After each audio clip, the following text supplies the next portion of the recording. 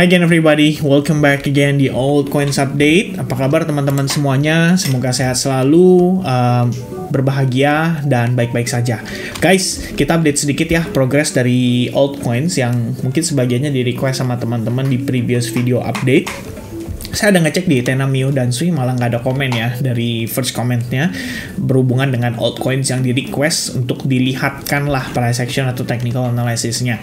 So if you guys kebetulan first comment di video ini ya, ini adalah video altcoins yang memang kita update seputar altcoins ya, feel free untuk tanya ya, kira-kira altcoins kamu tuh gimana kabarnya. Nanti saya akan coba untuk review di next video altcoins update. Dan teman-teman sedikit mau menanggapi, jadi tadi Pak Rudy Hizki ya ada sharing pandangannya seputar Warren Buffett, bahwa pada dasarnya Warren Buffett itu tidak peduli dengan makroekonomi berdasarkan buku yang dibaca dan juga informasi yang beredar di internet. Tapi demikian saya ngelihat langkah yang diambil oleh Warren Buffett ya, kayak kenapa dia jual saham Apple tapi menjelang the Fed hendak melakukan rate cut. Ya mungkin dia memang mengetahui beberapa hal seperti contoh salah satunya, kalau rate cut terjadi ya biar gimana pun US bonds, treasury, kupon yang ditawarkan pastinya akan cenderung turun. Dan ternyata ya saya juga lakukan research di sini ya, bisa dibilang Warren Buffett sendiri juga alokasi uang untuk ke USD bills-nya lumayan gede, tapi dia selalu beli yang bills. Bills itu artinya untuk short term bonds saja, dia nggak, ya bisa dibilang nggak ngambil yang long term bonds ya. Jadi memang kalau kita ngelihat di sini ya, pengalokasian atau kita bilang strategi dia investmentnya adalah 90/10. Jadi 90 itu lebih ke stock based index funds dan 10% itu lebih ke less risky investment like short term government bond. Nah, kalau kita lihat angkanya, dia invest itu di T-bills ya untuk quarter of 2023 ya, kayak ini di end of third quarter ya, atau mungkin kuartal 3, kuartal 4 lah di 2023. Itu banyak ya, 126 miliar dolar itu banyak sekali, karena Warren Buffett cash positioning saat ini ya, cash positioning saat ini nominalnya udah lumayan gede, total 277 miliar dolar. Jadi kalau pada saat itu kuartal 3 aja dia total investmentnya adalah 126 miliar, sekarang mungkin ya dengan kondisi dia baru jual saham Apple ya, there's a slightly probability kalau dia juga akan mengalokasikan sebagian untuk beli T-bills lagi. Dan ini bukan investasi by the way, saya luruskan ya teman-teman, karena ada beberapa yang berpikir bahwa obligasi atau bonds itu adalah bagian dari investasi. Saya rasa bukan investasi lah, ini hanya sekedar menawarkan bunga yang mungkin kita bilang sama aja kayak kita nitipin uang lah, atau kayak bisa dibilang teman-teman stacking. Now, tell me guys, apakah stacking adalah bagian dari investment? Enggak kan? Kita cuman stacking, yaitu sebenarnya strategi sih, supaya at least kita dapat yield, at least kita dapat interest, at least koin kita bertambah ya kan ketika kita melakukan stacking itu. Dan sebenarnya kayak beli surat utang berharga ini menurut saya mirip-mirip lah ya, jatuhnya kita kayak titipin ke pemerintah US mungkin untuk 1 tahun, terus dia kasih kita apa ya, hasil dari stacking itu ya kan, 4, sekian% dan lain sebagainya. Itu yang mungkin dilakukan oleh Warren Buffett dengan tujuan apa, supaya nilai uangnya dia itu nggak turun, paling nggak itu ya. Kita bukan bilang kayak misalnya contoh gini teman-teman sekalian, let's say the Fed pangkas suku bunga, apa yang terjadi pada nilai mata uang dolar? Pelemahan ya, mata uang dolar kemungkinan akan melemah. Ketika mata uang dolar melemah, berarti kan value atau buying power-nya juga akan cenderung melemah ya. Pada dasarnya itu sebagai yang paling simple, yang paling sederhana, yang sekiranya teman-teman pasti pahami. Dan oleh karena itu, gimana caranya untuk mengantisipasi supaya aset yang kita pegang saat ini itu nggak melemah atau nggak merugi ya? Optionnya adalah mencari alternatif penitipan dana. Kalau kita bilang titipin dananya ya ke pemerintah supaya dia kasih kita bunga, dan bunganya ini bisa meng-hedge atau menahan nilai pelemahan mata uang tersebut ya. Itu sekiranya yang mungkin menjadi strateginya beliau ya, kenapa dia jual saham Apple. Nah, by the way, setelah tadi malam kita ngelihat tekanan jual pada Bitcoin itu masih terus ya berlanjut, memberikan kondisi closing price pada Bitcoin hari ini di bawah 60.000 dolar. So, kalau kita lihat rejection pada 62% retracement pada previous swing high, tentu saja membuat kita mempertimbangkan ya adanya possibility untuk Bitcoin kembali turun. Tapi memang in the end, kalau teman-teman mau berdebat katakanlah kita bilang kayak dia di overall movement ini adalah konsolidasi, I think that's very true. Oke, tapi seperti yang saya jelaskan di previous video update, well, at this consolidation, total inflow dari ETF itu sudah mencapai 17,5 triliun dolar, guys, dan itu miliar dolar ya, sorry, dan itu lumayan besar ya, kalau menurut saya sih lumayan besar, tapi nggak tahu kalau menurut teman-teman lumayan besar atau enggak.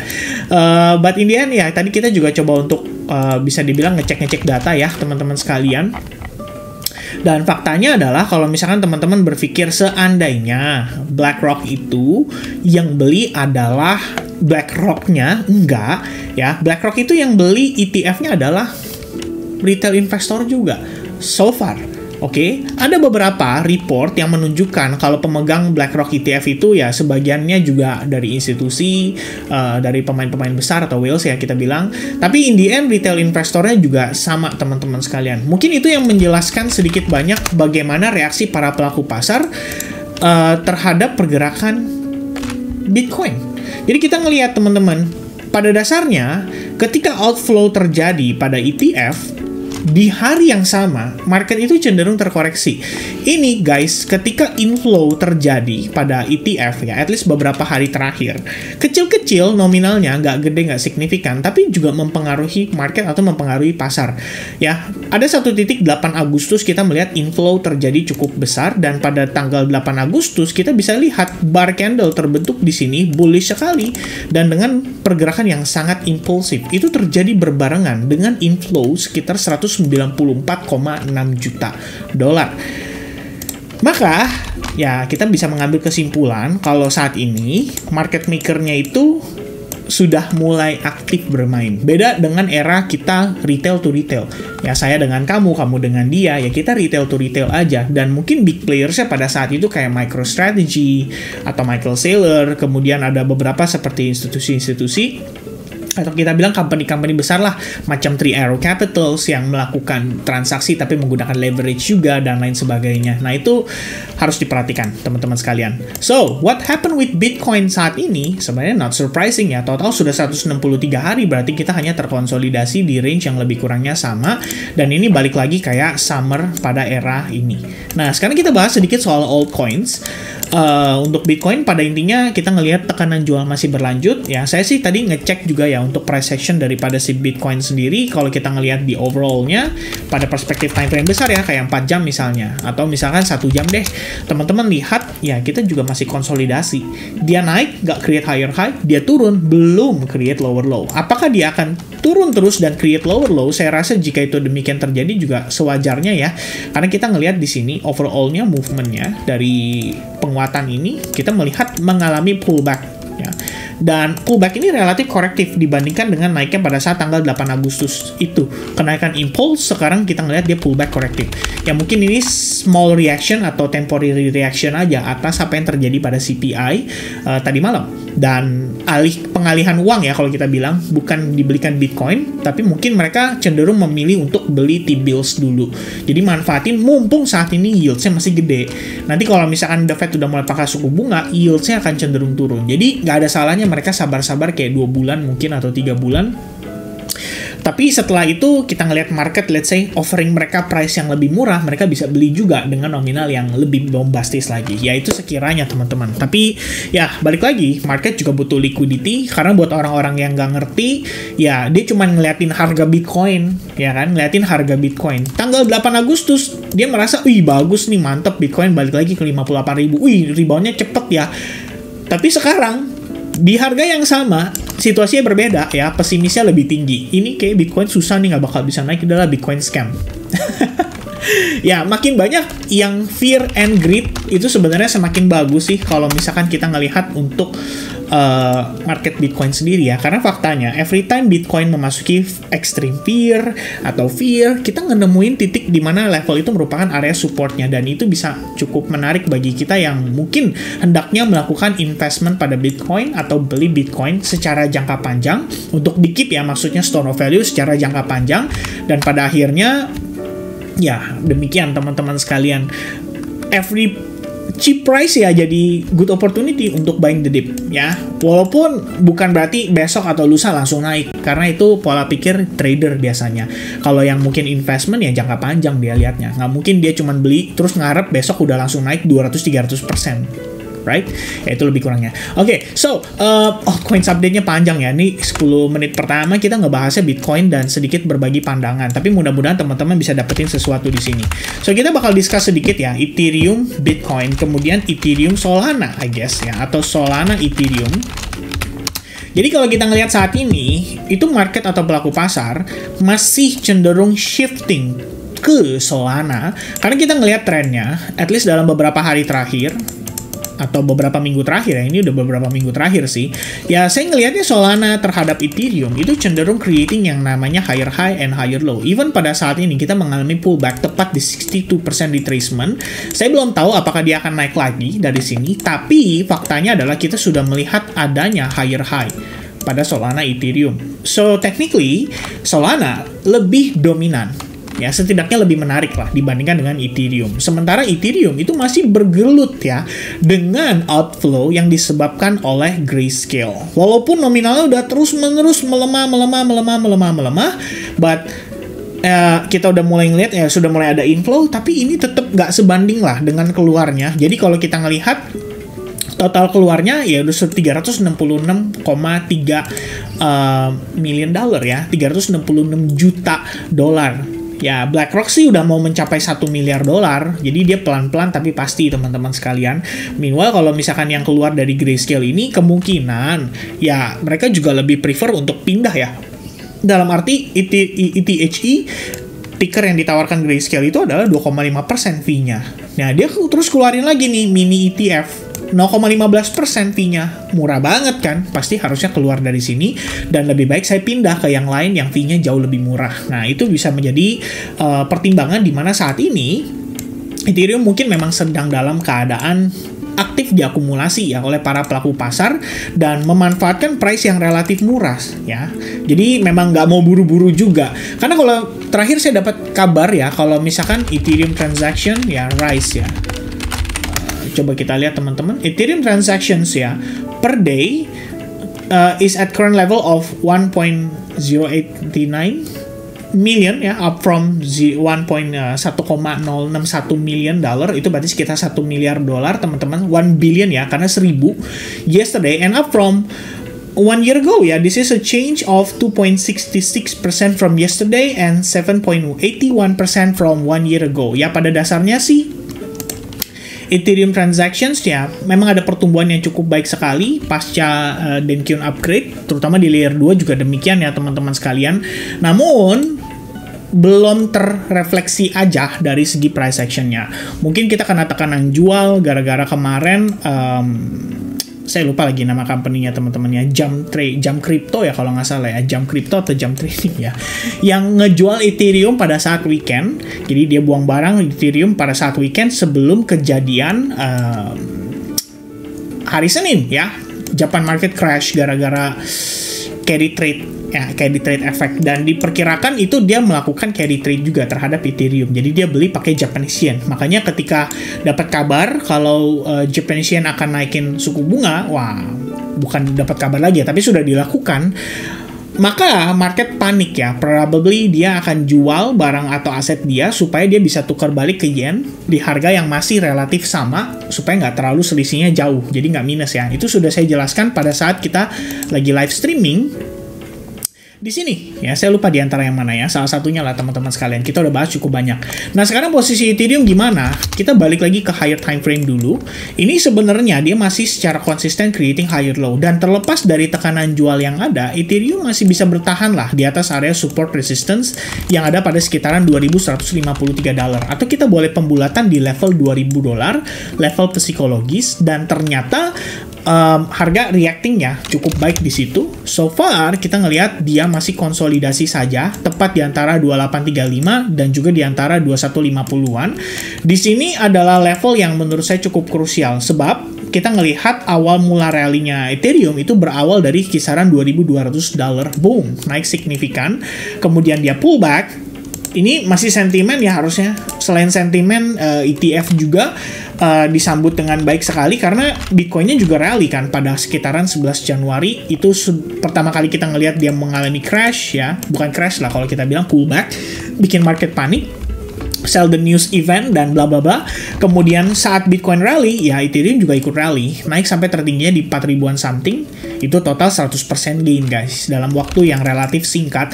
Dan ini so far berlangsung hanya selama 1 bulan lebih sedikit. Lalu pullback terjadi karena lack of progression, and then suddenly dapat kabar baik, boom, balik lagi ke highest point yang sama tapi tidak mampu create higher high. Ternyata setelah ETF aktif diperdagangkan hanya jadi buangan dari Grayscale aja. Tapi memang saat ini, kalaupun demikian, ya ini adalah kondisi yang menarik bagi mereka yang ketinggalan lah istilahnya untuk memiliki Ethereum, menyambut ETF yang dirasa bisa memberikan exposure cukup baik pada Ethereum. Walaupun lack of progression, tapi demikian ini bisa jadi kesempatan yang menarik. Oke, jadi kalau kita ngelihat progress dari Ethereum saat ini, kecenderungan masih kesulitan atau struggling untuk bisa recovery total karena memang masih ada buangan dari Ethereum ETF yang dilakukan oleh Grayscale. Dan sekarang kalau kita cek teman-teman sekalian, by price action ya, di lower perspective atau di lower time frame-nya, yang saya perhatiin sih adalah kenaikan ini sifatnya sangat-sangat korektif ya bagi Ethereum. Jadi jatuhnya kayak begini. Nah, ini memang naik, tapi korektif banget.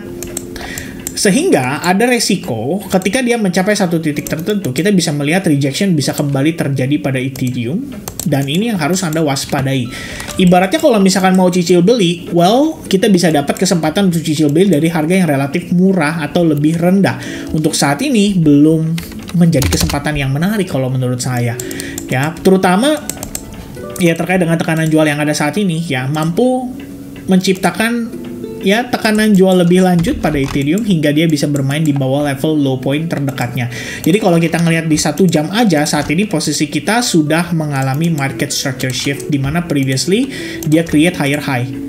Ya, di sini dia sempat create higher high, namun ternyata hanya fake out saja. Habis itu dia mengalami market structure shift. Nah, ini sebenarnya bukan merupakan tanda untuk Ethereum kayak bisa dibanting jauh ya. Saya melihat ini hanya sebagai potensi lah untuk Ethereum itu kembali mengalami tekanan jual, dan di lower time frame berarti kita bisa dalam short term ini kemungkinan besarnya masih bisa meneruskan pelemahan dulu. Beberapa kondisi yang saya perhatikan adalah bagaimana fair value gap di sini. Kalau dia tidak berhasil di take out, dalam arti take out itu adalah dia tidak berhasil mengklaim seperti ini, maka Ethereum kemungkinannya akan sulit untuk dia kembali naik. Jadi kalau misalnya dia naik, let's say dia balik naik kayak gini, terus kita melihat dia mengalami rejection, nah itu hanya sebagai sign untuk menjadi potensi lower high-nya aja. Lebih kurangnya kayak gini teman-teman sekalian. Ya, itu sementara waktu yang saya lihat pada Ethereum. Tentu saja bisa berubah karena it depends on New York session nanti malam juga. Masih ada beberapa data yang akan dirilis, seperti salah satunya adalah initial jobless claim. Akan dirilis nanti malam juga. Ya kita cek aja nanti progress atau update-nya seperti apa. Nah berikutnya kita beranjak ke PP ya. Ini udah di request berhari-hari sama teman-teman. Bahkan ada yang bilang PP sekali aja dong bahas. Well, PP udah kita review ya beberapa kali guys di previous update. Juni 26, 10 Juni, kemudian juga saya lupa ya, kayaknya setelah Juni pun masih ada beberapa kali saya update PP, tapi di sini kayaknya nggak ketulis ya. Maksudnya judulnya nggak ketulis ya. Biasanya saya update kayak altcoins update, tapi ada review sedikit di situ. Nah sekarang kita ngelihat progress dari PP. Bagaimana kabarnya PP? PP semenjak dia gagal mempertahankan support resistance ini, ya bisa terlihat ya kalau PP ini relatif masih melemah. Tekanan jual atau ya selling pressure-nya masih impulse, kemudian dia pullback, tapi ini hanya sebatas koreksi aja kalau menurut saya. Dan kita bisa lihat juga bagaimana PP punya pergerakan ya secara struktur pada time frame lebih kecil, itu juga bisa jadikan acuan teman-teman di dalam pengambilan keputusan. Previously, close after this bull candle, oke, saya pernah melakukan sell shorting on PP, but it doesn't works karena mungkin ya di sini kena reject dari area supply, but then ya create lower low, ternyata dia balik bull dan di situ kita ngelihat dia recovery. Nah sekarang gimana posisinya? Well, PP ya teman-teman, kalau dari perspektif 4 jam, kamu punya acuannya di sini. Ini so far masih menjadi struktur bullnya atas pergerakan yang ini. Ya, kita bisa gunakan atau kita manfaatkan seperti ini dan dapatkan 79% retracement di kisaran 0,00753 Di situ bisa jadi area di mana PP bisa mengalami rebound kalau memang ada cukup buyersnya. Karena faktanya saat ini di lower time frame ya, kayak 1 jam, kamu ngeliat PP ini sebagai apa? Kalau saya sih ngeliat PP simpelnya sebagai bearish. Oke, yang saya perhatikan adalah bagaimana di sini PP mendapatkan rejection dari 79%, habis itu dia consolidate untuk periode yang cukup panjang. Kayaknya ini during weekend deh, ya. Oh my bad guys ya, ini ternyata Senin, Selasa, Rabu. Ya kayaknya nungguin CPI. Begitu CPI keluar, ada liquidity sweep, and then kita ngelihat ada lower low. Ya, bearish engulf, and then dia create lower low, and then slowly, perlahan-lahan melemah terus. Kalau misalkan PP mau rebound lagi, saya pikir PP juga butuh liquidity, dan the next liquidity area yang boleh diperhatikan adalah kisaran 0,0075, dimana tadi adalah level Fibonacci 0,79% juga. Ya, saya nggak bilang PP akan rebound dari sana, karena ini merupakan level krusialnya PP. Kalau dia nggak mampu bertahan di atas low point ini, guys. Oke, low point ini di kisaran lebih kurangnya area 0,0071 dolar, ya PP berarti akan melemah kembali. Kenapa? Karena pada perspektif time frame 4 jam aja dia udah balik ke bearish lagi. Gitu. Ya, tekanan jual masih bisa berlanjut. Jadi untuk saat ini 1 hour time frame yang ditunjukkan oleh PP kepada saya lebih kurangnya adalah potensi untuk adanya selling pressure lanjutan, di mana target yang akan dicapai adalah area fair value gap atau imbalance yang terbentuk di kisaran 0,0075 dolar, dan OB menjadi next stopnya dia. Ya, sementara sih kayak gitu yang saya lihat. Dan ya, memang antisipasinya adalah PP itu bisa aja dia naik hanya sekedar untuk mencari lower high untuk menemukan potensi lower low yang baru. Dan keseluruhan, bukan berarti dia kayak totally bearish ya, tapi memang keseluruhan, saya pernah ada review sama teman-teman bahwa ngelihat PP ini sudah 5 wave penguatan. 1, 2, 3, 4, 5, dan bagaimana jika proses ini adalah ABC corrective wave-nya pada PP. Ya, untuk melihat itu kalian bisa balik lagi, referensinya adalah di sini. Saya pikir PP Kaspa possible rebound untuk alt ya. Kayaknya bukan yang ini ya teman-teman, saya kagak rally Shiba ya. Tapi saya lupa ya, terakhir kali saya update PP itu harusnya ada sebelum itu. Tapi demikian, kalau kalian yang mungkin notice ya, pernah ngelihat update PP saya ngebahas tentang ini, ya lebih kurang saya rasa masih on track. Jadi memang ini adalah part of pullback korektifnya. Tapi sampai mana itu yang kita belum tahu, karena saat ini tekanan jual masih berlanjut dan Bitcoinnya juga sama-sama masih kena tekanan jual. Jadi lebih kurangnya ini masih bisa terpengaruh juga terhadap pergerakan dari PP sendiri. Itu yang Anda harus waspadai. Oke, and the last one, berdasarkan request dari votingan terakhir, Arbitrum ya terpilih menjadi next update-nya. Ya, waiting the pullback for number size ya, ternyata masih dia mengalami tekanan jual lagi. Oke, let's review this ya on the bigger perspective guys. Bagaimana kabar Arbitrum? Arbitrum total value lock.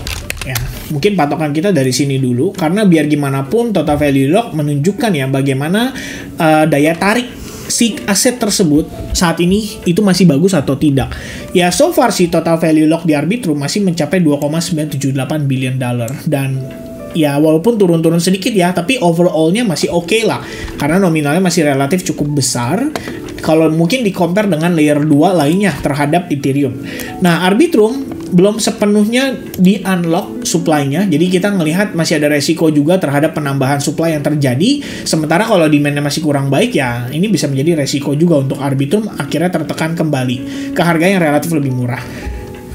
Kalau saya lihat di sini, kita punya SNR guys di kisaran 0,8 dolar pada perspektif time frame weekly, dan SNR ini selama belum di-reclaim, ya saya pikir Arbitrum masih akan kesulitan, atau mungkin kita butuh dia menunjukkan kepada kita dia akan memasuki fase konsolidasi dulu atau fase akumulasi.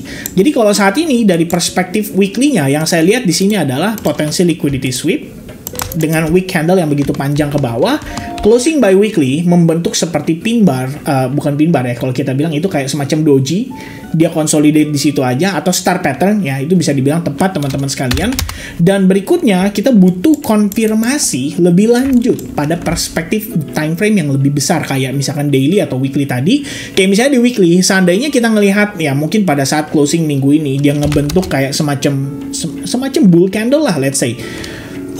dan dia bisa closing kayak round 0,65 atau 0,67, saya pikir itu bisa menjadi sign kalau whales itu memanfaatkan range area ini dengan baik. Tapi kalau misalnya belum, well, kita tetap harus waspada, kemungkinan Arbitrum masih bisa menciptakan lower low lagi.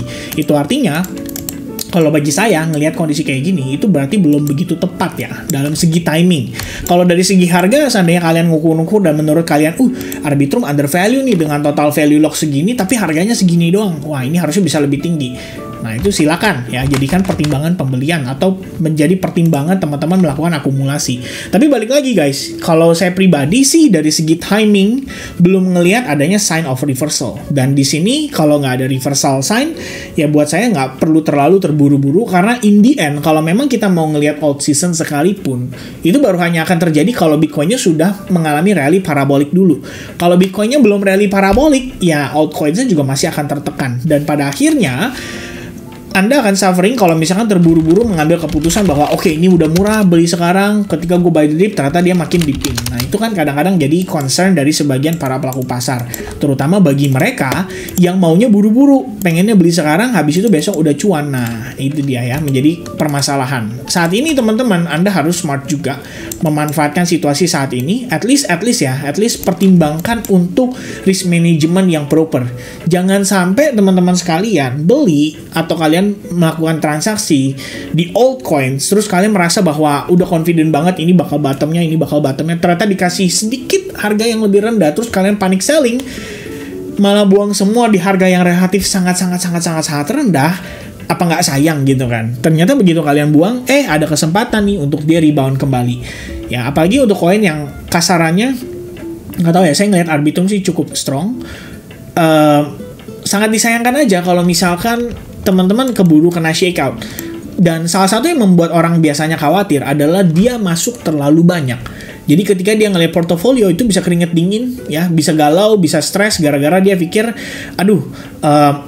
ruginya sekian nih, ya. Itu terus yang diperhatiin setiap hari. Padahal itu kan unrealized gain atau loss. Ya, yang namanya invest atau kalian mau spekulasi di altcoin sekalipun pasti takes time lah. Ya, pasti takes time dan akan butuh momentum yang tepat untuk akhirnya market bisa rally kembali. Ya saat ini kita ngelihat sentimennya memang ya mix ya antara bear dan bull. Masih banyak kemungkinan yang bisa menyebabkan market bahkan mengalami koreksi lebih jauh. Namun pada akhirnya ketika The Fed melakukan rate cut, likuiditas bertambah di market. Let's say alt season hanya berlangsung hanya untuk periode yang relatif sebentar, at least ada kesempatan lah untuk teman-teman bisa exit dalam keadaan either itu profit kecil atau break even, balik modal. Ya mungkin karena dulu udah terlanjur all in ya kan di kuartal pertama gara-gara FOMO ngelihat semuanya pada terbang meroket. Sekarang akhirnya nyangkut kayak 70-80%, lagi ragu, lagi galau bisa balik atau enggak. Itu jadikan pelajaran teman-teman ya, sehingga next time kalau teman-teman mau let's say mau spekulasi sekalipun, ya Anda harus cari kesempatan ketika harga menawarkan ketika aset tersebut menawarkan harga yang murah, bukan pada saat harga yang lagi mahal tapi teman-teman berani untuk masuk. Itu ya sebenarnya jadi pertimbangan untuk saat ini. Dan faktanya kalau kita ngelihat Arbitrum saat ini lagi berada di antara supply dan juga area OB. Jadi kalau misalkan dia breakdown, very likely kita ngelihat lower price. Kalau misalnya dia bisa rebound, ya teman-teman nanti perhatiin lagi di perspektif time frame 1 hour-nya. Ini bisa jadi trading opportunity. But how about accumulate dan teman-teman mau invest di spot, yaitu balik lagi ke personality masing-masing ya. Jadi saya tidak bilang bahwa ini akan menjadi range bottomnya, karena memang saat ini belum ngelihat sign itu. Saya cuma ngelihat ada satu spike candle aja, tapi next candle ini menurut saya masih jadi konfirmasi. Kalau kita nggak ngelihat adanya bull candle sama sekali, ya selling pressure masih bisa berlanjut. Itu sementara yang saya lihat dari Arbitrum. Oke? Ini ya saya sebenarnya pengen cerita sih. Saya pun ada posisi di Arbitrum ya untuk spot account dengan range area accumulation atau average price saya sekitaran $0,8 lebih kurangnya. Ngelihat ini sebenarnya opportunity untuk mendapatkan harga yang relatif lebih murah. Jadi kita bisa melakukan, bukan kita lah, saya bisa melakukan average ya dengan harga yang relatif saat ini masih cenderung bagi saya cukup murah, tapi belum jadi pertimbangan saya untuk belanja sekarang. Kenapa? Karena saya nggak ngelihat adanya sign dari reversal, bahkan pada perspektif time frame daily. Dan jangankan daily, 4 jam sekalipun, ini aja belum berhasil take out previous supply. Jadi buat saya no reason untuk saya terburu-buru saat ini belanja. Kalau misalkan ngelihat ini murah, tapi bagi saya, wah ini kayaknya belum saatnya gitu. Teman-teman perhatiin, ini SNR aja guys. Kita lagi ketahan di mana? Pas di situ. Kalau dia bisa reclaim, mungkin saya akan pertimbangkan. Tapi kalau dia belum bisa, berarti buying powernya hanya sebatas untuk melihat ini koreksi aja. Itu yang saya perhatikan untuk saat ini. Oke? So that's gonna be the update guys for altcoins today. Sorry banget kalau panjang videonya. Dan kalau kalian merasa tetap terbantu walaupun videonya panjang ya, please ya, feel free to leave the comment di kolom komennya. Teman-teman kasih tahu ke saya kalau kalian tidak keberatan. Dan kalau kalian lebih prefer yang pendek-pendek ya it's okay. Saya bisa update altcoin sehari kayak 1 atau 2 aja. Jadi nggak terlalu sepanjang ini. Alright, so God bless to you all and see you guys again in the next update. Have a nice day guys. Cheers and bye-bye everyone.